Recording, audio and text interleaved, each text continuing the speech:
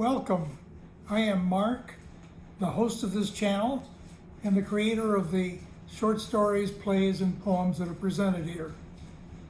In the introduction to this series, I told you of my lifelong fascination with words. 13 years ago, I was considering the expression blind date as the title of a short story. Suddenly, I realized intriguing possibilities if one of the dating pair were actually blind. Such a person would be totally at the mercy of the other. And if the blind person were female, the vulnerability would be intensified. Okay, now here is the story that I conceived from this germ. The title is Blind Date, of course. Hi, Lisa. Looks like you're ready to go somewhere. Hi, Ellen. You're right. I'm going on a blind date. Don't laugh. I know it sounds weird for a blind girl like me to go out on a blind date, but it's about to happen. Who arranged it? Judy Snow. You may not know her. She and I have the same biology class. And who's the guy? His name is Philip Edmondson.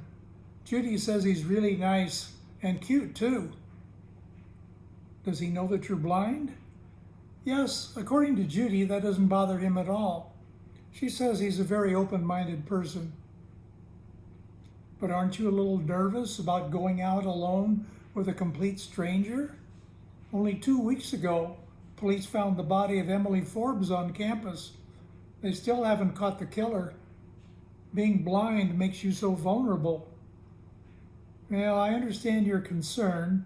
I do worry a little. Judy assures me that Philip is fine. A lot of people know that he's going out with me. If something bad were to happen, police would go straight after him. Many things that we blind people do put us at risk. But to live a normal life, we simply must take some chances. I suppose you're right. Where are you going? To a Wildcat Band concert right here on campus. Oh, that should be okay. Good luck. Hope you have a good time. Thanks. Lisa Whitney was a 20-year-old sophomore at Cooper State University in Chattanooga, majoring in psychology. Blind from birth, she had been raised by loving parents who had taught her self-reliance. Her personal heroes were Helen Keller, Abraham Lincoln, and Mohandas Gandhi. Deprived of vision, Lisa enjoyed other assets in abundance. With long, silky flaxen hair, an alluring figure, and a beautiful face that displayed a winsome smile, she had all the physical attributes any woman could want. In addition, she possessed charm, mental acuity, and good moral character. Lisa liked people even if she couldn't see them, and people liked her. Unfortunately, the young woman was not only blind, but diabetic as well. Waiting in the dormitory lobby, she checked her purse. Yes, she had glucose tablets, the blood tester, and the glucagon kit. She opened the kit and felt its contents. The syringe was in its proper place. Everything seemed ready to go, except her date. The band concert was scheduled for 8:30. Judy had said that Philip would pick her up at 8. As time passed, Lisa became nervous. It had to be well after 8. They were going to be late for the concert. Knowing almost nothing about her escort, she was unable to contact him. She might call Judy Snow, but like everyone else on campus on a Saturday evening, she was probably out on a date. Everyone, that is, except Margie Murdoch, who never went out. Lisa once heard an insensitive dorm mate describe Margie as a bloodhound with pimples. Someone in a corner of the lobby was watching on television the Olympic Games from Atlanta. Probably that was Margie. When the lobby clock struck 8:15, Lisa decided that the date was not going to come. She assumed that he had had second thoughts about dating a blind girl.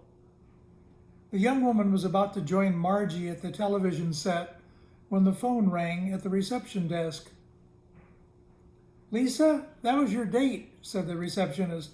"He apologizes for being late, and he asks you to do him a favor. Sign out, and then go out in front and wait for him by the curb. He'll be here in just a moment."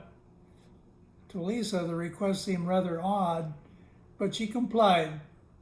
Within 5 minutes, a car stopped in front of the dorm. Then she heard a masculine voice. "Are you Lisa Whitney?" "Yes, I am." "I'm your blind date." The speaker got out of the car, took her by the hand, and said, "Come this way." As the vehicle pulled away from the curb, Lisa asked, "Your name is Philip Edmondson, isn't it? That's what Judy told me." "Actually, I'm not Philip Edmondson. My name is Victor Drago. Philip got sick, and he sent me in his place. He didn't want to disappoint you. I hope you don't mind the switch. Since you didn't know either of us, we thought it really wouldn't matter. It's a blind date just the same." Lisa did mind, but not wanting to hurt the young man's feelings, she accepted the change of plan. At least he does have some connection to Philip, she thought. For a few minutes they rode in silence. To Lisa, it seemed that her escort was driving very fast. A few miles down the road, he made a left turn. "This isn't the way to the band concert," said Lisa. "How perceptive of you. You're right. I thought we'd go somewhere else. We're already late for the concert. Besides, concerts are passive events where you just stand and listen. First dates should give couples opportunities to get to know each other. Don't you agree?" I suppose so. What do you have in mind? Are we going to Pookie's? We seem to be headed that way." Yeah, something like that." The word "something like that" made Lisa feel uneasy. While Lisa and Victor were driving to an unknown destination, another car was screeching to a halt in front of Lisa's dormitory. Leaping out of the vehicle, the driver ran into the building and to the reception desk. "Is Lisa Whitney here?" "No, she left just a few minutes ago." "Oh, I was afraid of that. Do you know where she went?" Hearing this conversation, a young woman came to the desk. "Hi, my name is Ellen Crawford. I'm a friend of Lisa's. She told me that she was going out on a blind date." "But I'm her blind date. My name is Philip Edmondson. Who did she go out with?" I have no idea." Ellen repeated her conversation with Lisa in the dormitory, and the receptionist told of the phone call from the blind date. "Something funny's going on here," said Philip. "Just as I was getting ready to come here, I got a phone call telling me there was an emergency in my family back home, and the man said I had to go to the counselor's office at once. I was scared to death that something bad had happened to a family member. I ran all the way. And then I discovered that the counselor didn't know anything about an emergency. That diversion made me very late to pick up Lisa. I think my date's been hijacked." Meanwhile, Lisa and the hijacker were discussing their plans for the summer vacation. The young woman asked her date, "Are you going to stay for the summer session, or are you going home?" "I don't know about summer classes, but I'm sure not going home." "Don't you miss your folks?" "I hate my parents." "Are they really so bad?" "My mother's a witch. She's selfish and evil. She wants to control every aspect of my life. My father is a weakling. She treats him like dirt. Last night, I dreamed that I was strangling my mother. That's the best dream I've had in a long time." Lisa was frightened, but she tried to remain outwardly calm. Could this be the killer of Emily Forbes? Using her knowledge of psychology, she attempted to turn the man's mind to more pleasant thoughts. "What kind of car is this?" she asked. "It has such a smooth ride."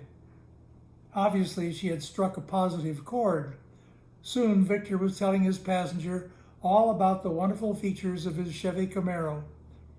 Although she didn't understand a word about cams, torques, and disc brakes, Lisa expressed admiration for the car's qualities. She even asked a favor. Do you mind if I rub my hands over the dashboard? Touching things gives me a better idea of what they're like. Victor seemed to take pleasure in her interest, but when he made a right turn from the highway, Lisa had to change the subject. We're not going to Pookie's, are we? No, he responded. It's too crowded and noisy. We need a quiet place where we can talk alone. I know a good spot in the forest. Lisa's heart began to thump, but she kept her voice under control. Calling upon all her senses, the young woman strove to identify her surroundings. They were clearly outside of Chattanooga. She could hear no sounds of cars or people. It was probably a lonely country road. They made one more turn before the vehicle came to a halt. Victor turned off the engine. Believing that the best defense is a good offense, Lisa immediately tried to engage the young man in conversation. She chose everyone's favorite topic. Tell me about yourself. Well, there's not much to tell. I've had a miserable life. Well, surely you've had some interesting experiences. I don't want to talk about that. Let's talk about men and women. Lisa smiled and said, All right. Why do you women want all the power? Why can't you let men be men? Well, I don't believe that all women are like that. Yes, they are. Sometimes they pretend to be nice the way you're doing now, but deep down inside they're looking ways to run it all over us men. Well, how do you think women should behave? Never mind that. I'll tell you how men should behave. They should put women in their place. They should smack them down until they know who's master. They should squeeze all the evil out of them if they have to. Isn't it better for men and women to love one another? Don't talk like that. Women don't know what love is. They use their bodies for evil purposes. And when they have something wrong with their bodies, they try to get your sympathy. That's what my mother did. Just because she had a withered arm, she expected me and my brother to treat her special. I hate people like that. People like Emily Forbes. She was lame and she wanted everyone to feel sorry for her. No way I was going to do that. And I'm not going to feel sorry for you just because you're blind. Now Lisa's heart was racing. She knew that she must stay calm and choose her words carefully. She swallowed some saliva and said, You're quite right. No one is entitled to sympathy just for possessing a handicap. Each person is an individual and should be judged on his or her own merits. But Victor didn't seem to be listening. In her mind, Lisa pictured the man's face with a hard look as he muttered, I'm going to make sure that no disabled woman takes advantage of me. Noting the change, Lisa decided to take a different approach. People who feel abused or cheated often want to strike back at their oppressors, she said. Sometimes they go too far and fail to find the justice they seek. The young woman paused, but there was no response. Lisa feared that Victor might be on the verge of physical violence, so she began to implement a plan that she had formulated during the drive. Whispering to gain the man's attention, she asked, Do you ever watch the television show crime dramas? No, Victor replied. Knowing that he was listening, Lisa continued in a normal voice. Well, there are good lessons in that show for people who commit crimes. Each week, the program tells the true story of a crime. Then it shows how the perpetrator was caught. Nearly always the crime is a murder, and often the victim is a woman. Naturally, I can't watch the program, but when my roommate does, I listen. Over time, I've learned a lot. For example, I've learned that committing a crime without leaving clues is almost impossible. Investigators have so many tools at their disposal. I'll show you what I mean. Let's imagine that you are a murderer and I am your intended victim. I know that's silly, but let's imagine it for a moment. From her head, Lisa pulled out a few hairs and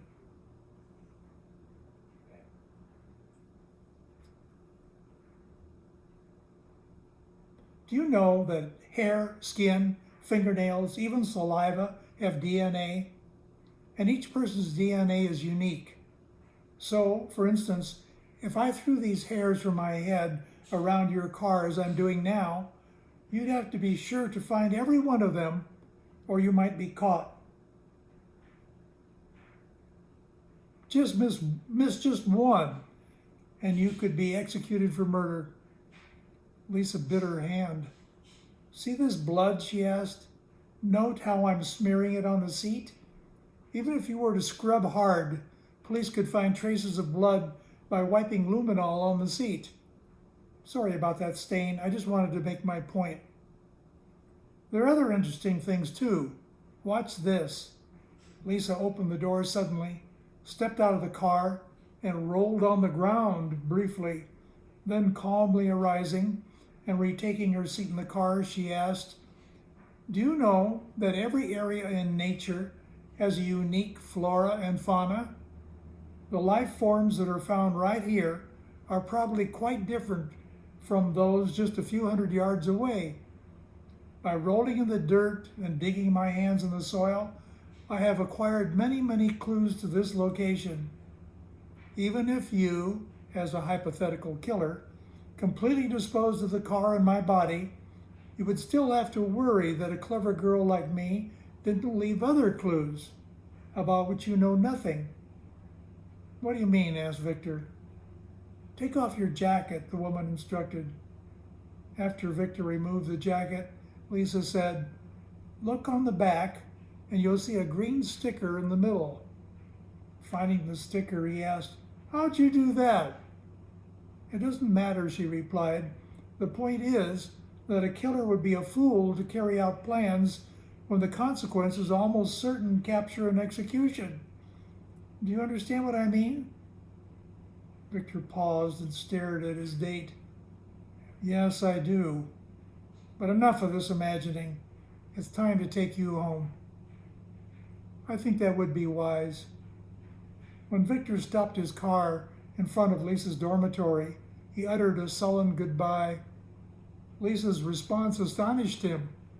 Don't I get a goodnight kiss? She asked. Why, yes, he said. During the kiss, Lisa put her left arm on his right elbow and touched his face with her right hand. Leaving the car, she asked, is your name really Victor? The man laughed and replied, no. Safe in the dormitory, Lisa called the police at once. She gave a brief summary of her experience and promised to report to the station in the morning. Before going to bed, the young woman wrote a careful memorandum of the evening's events. Next day, at 10 a.m., Lisa stunned the officers investigating the Emily Forbes case with an extraordinarily detailed account of her experience, from the moment she'd become suspicious of her date until she had returned to the dormitory.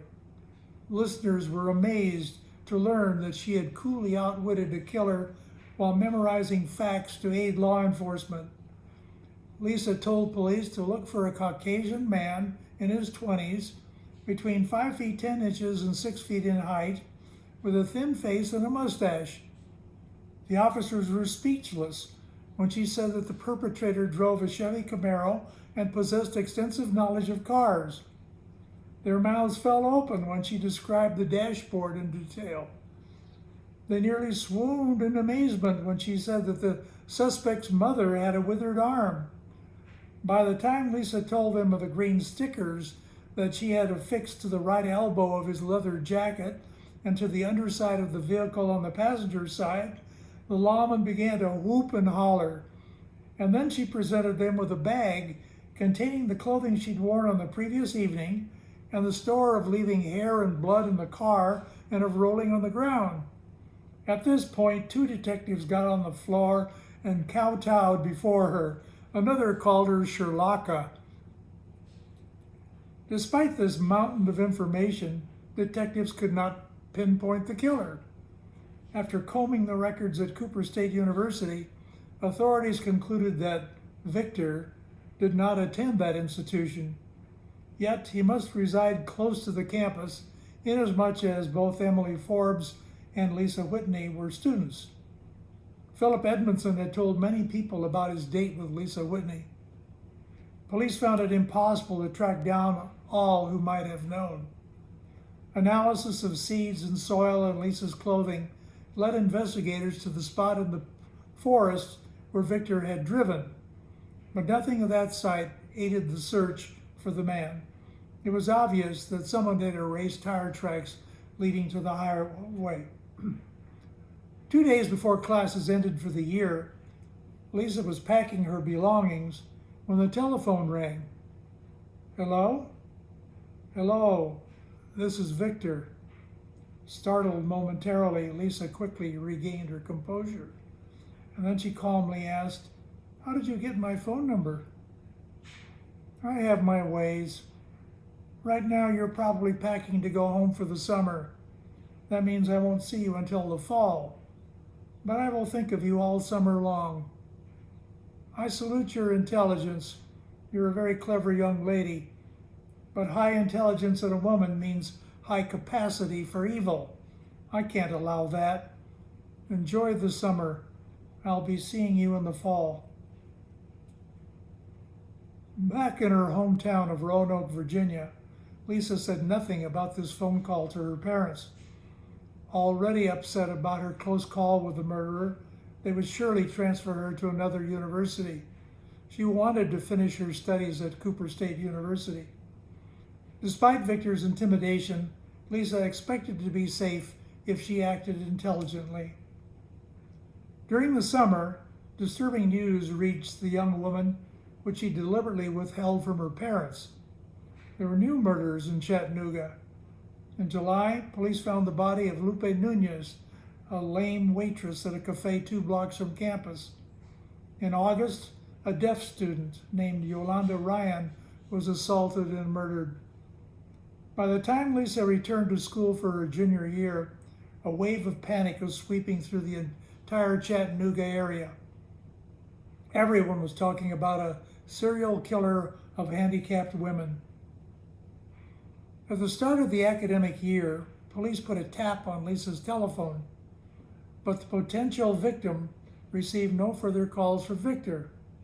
In fact, the perpetrators seemed to vanish. No bodies turned up in September or October. But the young woman was not lulled into a feeling of security. She maintained a practice of going places with a reliable escort. Yet one day in November, an incident left her alone and at risk. She and Lakeisha Jones were walking to their geology class in an isolated part of the campus when her companion suddenly remembered that she had left in the dorm a paper that was due that day. Running back to fetch it, Lakeisha left her blind friend temporarily unprotected in the stairwell of a building. "Hello, Lisa," said a familiar voice. Lisa was frightened, but she tried to exhibit no fear. "Hello," she said in a calm voice. "I told you I wouldn't forget you. Now here we are together and all alone. It's not an ideal setting. I'd prefer a place similar to the one we were in the car. This time I must be brief, so I'll say not today, but soon. Savor that thought for a while." Lisa wanted to tell Victor that he needed help, but as she started to speak, she realized that he was gone. Heeding the advice of the city police, campus security assigned to Lisa a personal bodyguard. For the remainder of the semester, he was always at her side. With this show of force, Victor had to defer his plans for the blind woman. This obstacle, however, did not impede his efforts in other directions. In December, he raped and strangled Melanie Farkas, a student with a deformed body. Late in January, university administrators decided to withdraw Lisa's special protector. With a shortage of policemen, they deemed it unfair to assign a guard to a single person. There were hundreds of handicapped women in the community. Lisa reverted to her former practice of having friends escort her about campus. In addition, she concocted a plan for unexpected moments with Victor. By mid-March, Cooper State staff and students were feeling less stress. 3 months had passed without a murder. Some people were beginning to say that the killer had moved away. A dorm mate named Stephanie Campbell invited the blind woman to a rock concert featuring the Flaming Vipers. Someone had given her 2 free tickets. Lisa accepted the offer, although she was leery of going out at night and was unfamiliar with the performers. Arriving at the concert hall, the women discovered to their dismay that the building was already filled, perhaps to overcapacity. They were forced to stand far back from the stage near an exit door. Lisa found the concert unappealing. The music was not to her taste, the noise was deafening, and the crowd was much too raucous and unruly. Midway through the performance, one song elicited screaming and shouting from the audience. Amid the enthusiasm and agitation, someone grabbed Lisa by the arm and yanked her out the exit door. The young woman called to Stephanie, but her voice was drowned out by the din of the spectators. In the relative quiet outside, Lisa heard the dreaded voice. "Hello, Lisa," said Victor. The blind woman felt an object pushing against her back. She assumed that it was a gun. In a firm voice, the man commanded, "Do exactly as I say." Though terrified, Lisa felt obliged to comply. Soon they were at a car. Lisa opened the driver's door and shoved his captive through it to the passenger seat. Before starting the engine, he snatched Lisa's purse and placed it on the floor behind his heels. Then he said, "Incidentally, that wasn't a gun in your back. That's not my style. Smart guys like me can play tricks too." Victor drove a long way out of Chattanooga to an isolated spot in a rural area. After turning off the engine, he said to Lisa, "Now tell me who's the smart one. I have you under my control. And this time, you can't play any of your tricks. The vehicle we're in is a throwaway. I bought this wreck just for you. It has only 2 doors, and the passenger door has been sealed shut, so you can't get out that side. Smear all the blood you want on it. Tear out all your hair. Throw it around. Won't do any good. By tomorrow, this vehicle will be destroyed without a trace. What do you say to that?" "Well, I must admit that you have been resourceful. Unfortunately, you haven't eliminated all my avenues of escape." "What are you talking about? You have more green dots? By the way, I found the one you put on the elbow of my jacket." "No, but I have more powerful devices than that. Some are in my purse." "But I have your purse. What's in it anyway?" Victor picked up the purse and opened it. A bag of blue dye exploded in his face, leaving him gasping and choking. During this moment of distraction, Lisa grabbed the glucagon kit, which had been taped to her leg. Extracting the syringe, she plunged it into the side of Victor. "What did you do?" screamed the man. "Listen carefully to what I say. I have just injected you with a poisonous substance that will kill you in 40 minutes. It took us half an hour to reach this place. If you drive fast to a hospital, I will tell them the antidote that will save your life. You must choose between a painful death in 40 minutes or turning yourself in and receiving the antidote. If you select the second alternative, there's always a chance that a skillful lawyer will prevent your execution. He might even get you a light sentence or referral to a mental facility. Make the smart choice now. The clock is ticking. At the hospital, Lisa identified Victor as the serial killer of handicapped women. While being restrained by orderlies, he shouted at the blind woman, "Quick! Tell them the antidote!" Lisa responded, "There is no antidote. I didn't inject you with a toxic substance. That's not my style." Rather amazing outcome, wouldn't you say? A blind female trapped twice in isolated spots by a male serial killer. And yet she turns the table on him completely, escaping unharmed and sending him to prison. How does she do it? Through intelligence, resourcefulness, and control of emotions under pressure. I have lighter fare for you on November 15th. 2 funny stories, one of which is very short. I hope you will enjoy them. Do not forget that I have retained copyright protection of my works. Thank you for watching Dramas, Dreams, and Drollery.